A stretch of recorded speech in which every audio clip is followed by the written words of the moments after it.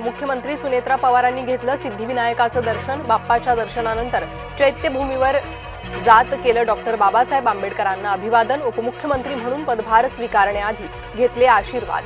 प्रफुल्ल पटेल, सुनील तटकरे, पार्थ पवारही उपस्थित। अप्रत्यक्ष राजकीय भूमिका घेण्याच्या भानगडीत पडू नका, मनसे अध्यक्ष राज ठाकरेंची सरसंघचालक मोहन भागवतांवर टीका। आज राज्य मंत्रिमंडळाची बैठक, त्रिभाषा संदर्भात चर्चा होण्याची माहिती। मुंबई पुणे द्रुतगती मार्गावर झालेल्या वाहतूक कोंडी संदर्भातही होणार चर्चा। बैठकीला उपमुख्यमंत्री सुनेत्रा पवार राहणार उपस्थित। मुख्यमंत्री फडणवीसांनी घेतली केंद्रीय गृहमंत्री अमित शहांची भेट। पहाटे दिल्लीत दोन्ही नेत्यांमध्ये झाली चर्चा। भेटीत राष्ट्रवादीच्या विलीनीकरण संदर्भात चर्चा। पवार गटाचे आमदार रोहित पवारांची आज पत्रकार परिषद। अजित पवारांच्या विमान अपघातासंदर्भात करणार प्रश्न उपस्थित। आज दुपारी 4 वाजता होणार पत्रकार परिषदेला सुरुवात। संभाजीनगर मनपाचा कारभार आज ठरणार। सकाळी 11 वाजता महापौर उपमहापौर पदासाठी निवडणूक। भाजपाचे समीर राजूरकर तर एमआयएमचे अशोक हिवराळे आमने सामने।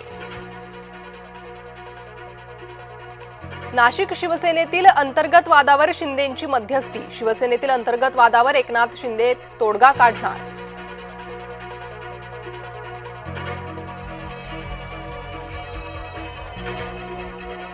संजय महाकाळकरांनी स्वीकारला पदभार। नागपूर महापालिकेत विरोधी पक्षनेतेपदी संजय महाकाळकर।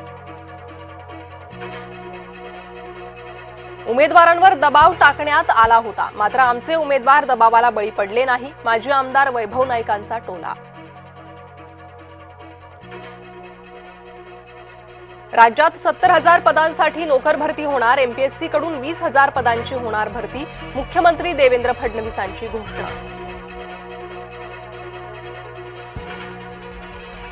आजपासून 12वीची परीक्षा सुरू। लेखी परीक्षा 10 फेब्रुवारी ते 10 मार्च पर्यंत। परीक्षेसाठी 15,32,000 विद्यार्थ्यांची नोंदणी।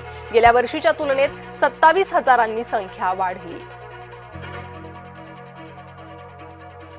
नवीन एसी लोकलपैकी पहिली नमुना लोकल 2.5 वर्षात येणार।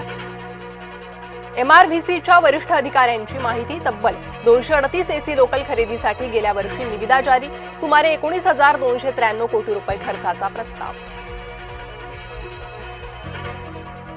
धुळ्यात पोलीस भरतीची तयारी पूर्ण। बुधवारपासून 133 जागांसाठी पोलीस भरती। पोलीस मुख्यालयाच्या मैदानावर मैदानी चाचणी होणार। महाशिवरात्रीनिमित्त मुंबई सावंतवाडी विशेष रेल्वे गाड्या। प्रवाशांची वाढती गर्दी लक्षात घेऊन मध्य रेल्वेचा निर्णय। विकासकाची मुजोरी मुंबईच्या मुळावर उठली। पावसाचं पाणी बाहेर टाकण्याच्या केंद्रावर बांधकाम विकासकाने बेकायदा बांधल्या 7 मजली 2 इमारती। 350 कोटींच्या उंबरठ्यावर बॉर्डर 2 ने बॉक्स ऑफिसवर 241.47 कोटी रुपयांची केली कमाई।